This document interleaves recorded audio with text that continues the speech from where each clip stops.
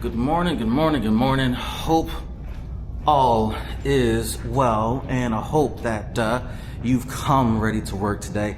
That is the attitude you gotta have every day that you get up, that you're able to go to work. It is a gift and a privilege. And I don't know when and where it started for me, when I started to think along those lines of being appreciative and thankful for every day that I'm here. But the reality is it is a gift, it is a privilege, it is an opportunity, and it didn't have to be. And so I'm thankful. So today we got a lot going on, course meetings, and we are working along with the team. Today at our site, we are doing, this is a big deal, our first Co-Work With Me live event. Now, you've been on this virtual journey with me for a while, right? The history of this channel has been all about co-work with me.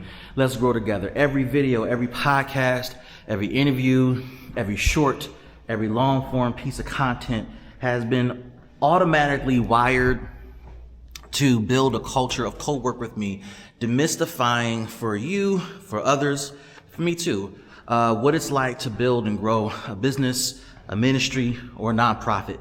And that is not going to stop. That is going to continue. However, I've never done a live co-work with me event. I have done, as far as I have gone with this, I have done, I guess a similar concept, and it's not an event, would be when I took over a nonprofit and was running a department, right?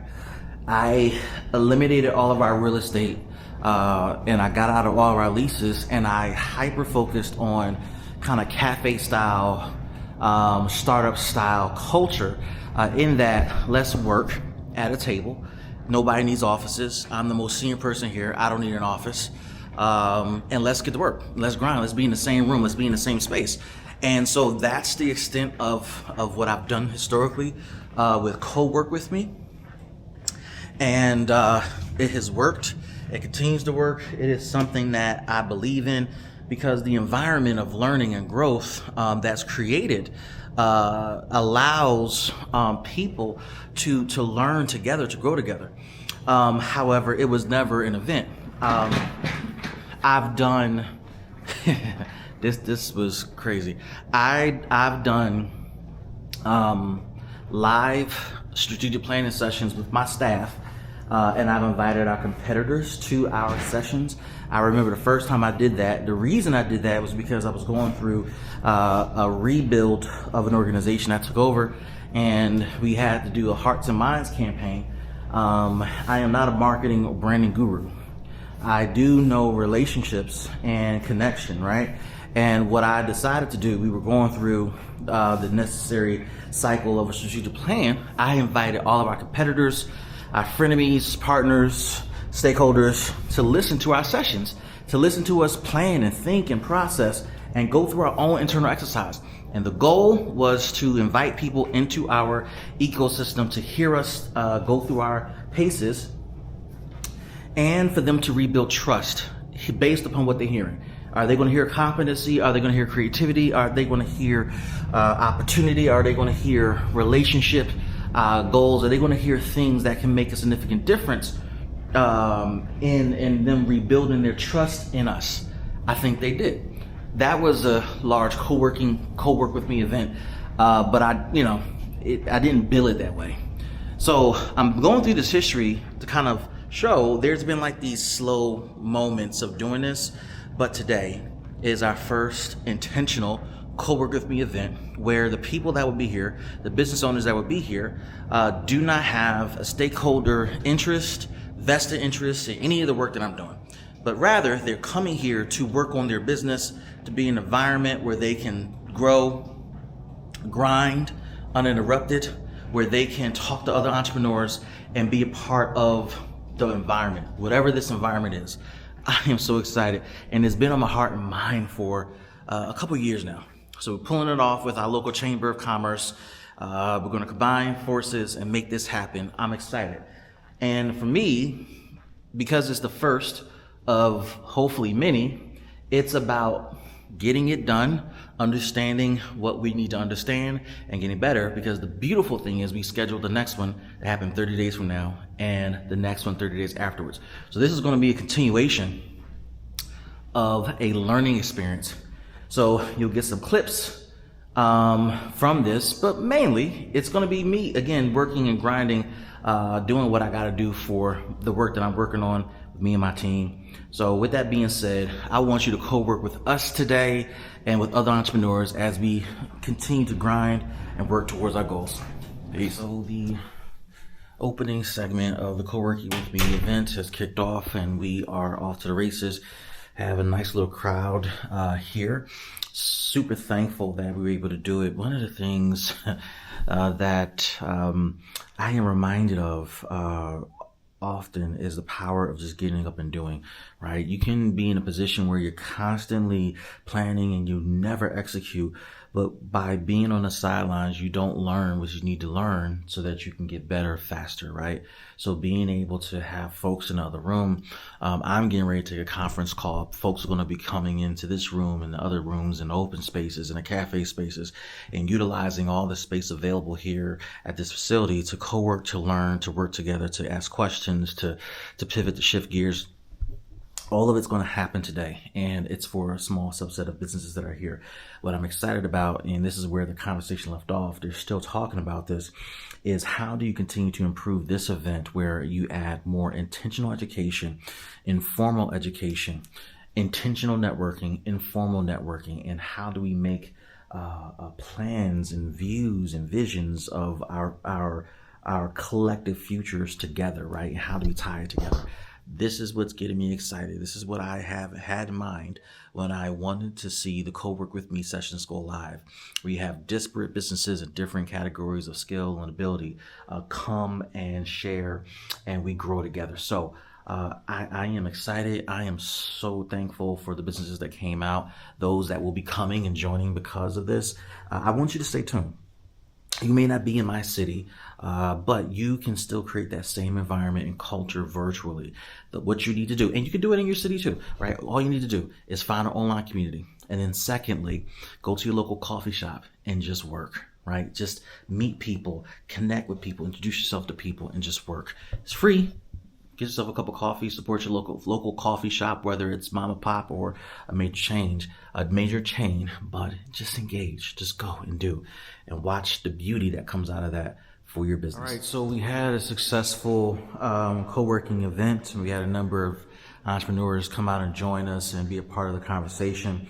And we did something that is vitally important for micro business owners, entrepreneurs to master, and that is to launch and go and test, right?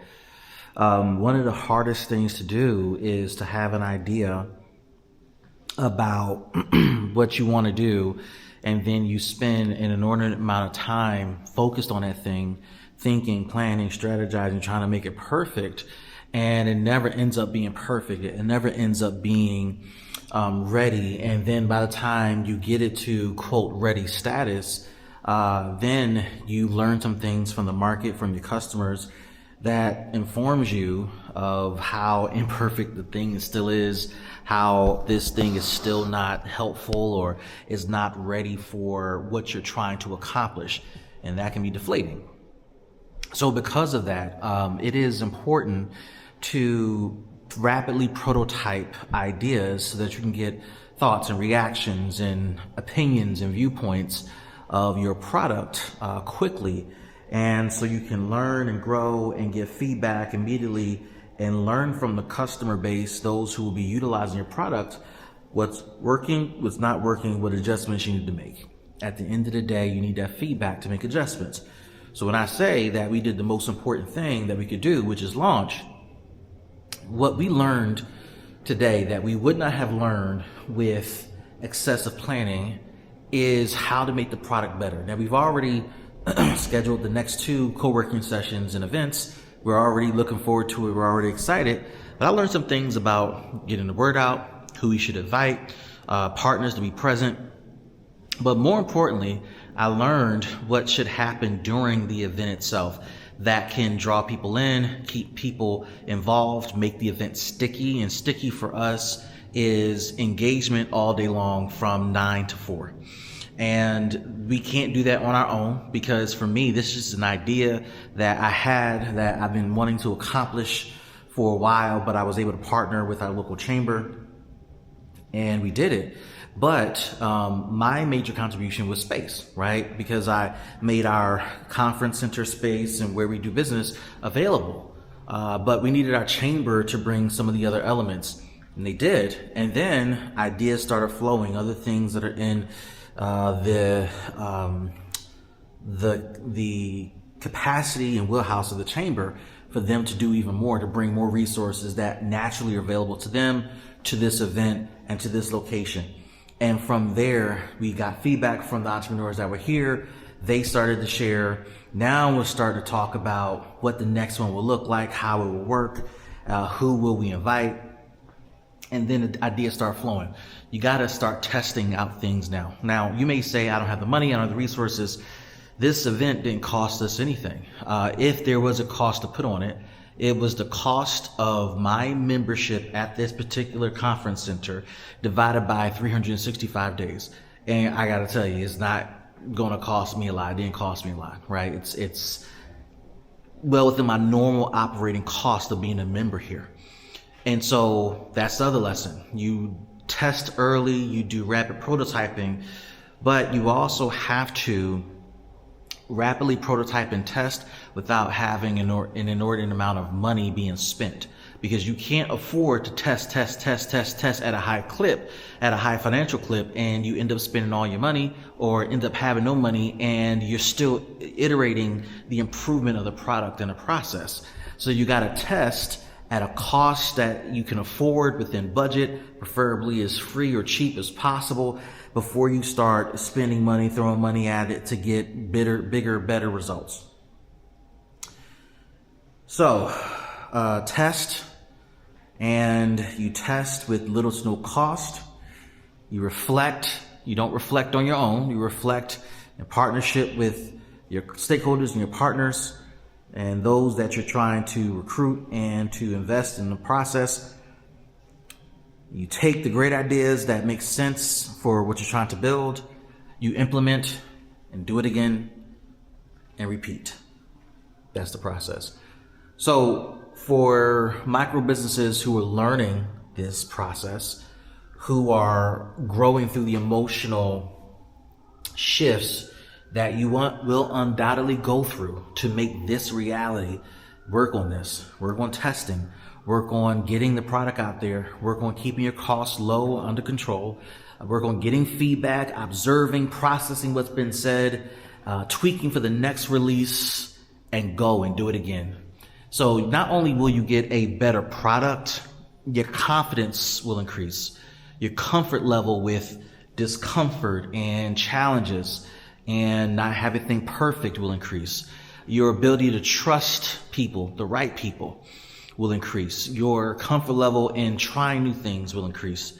You'll begin to evolve and change because you've been just incrementally doing your thing, growing bit by bit. This will help you tremendously. So this is the conclusion of the Co-Work With Me Day and event. Obviously, you're part of my virtual experience where we do this virtually all the time through this channel. Stay connected. I hope you got good information from this particular episode. And again, keep testing, keep growing, keep trying. Just do. And you'll find amazing results on the other side. Peace, everybody.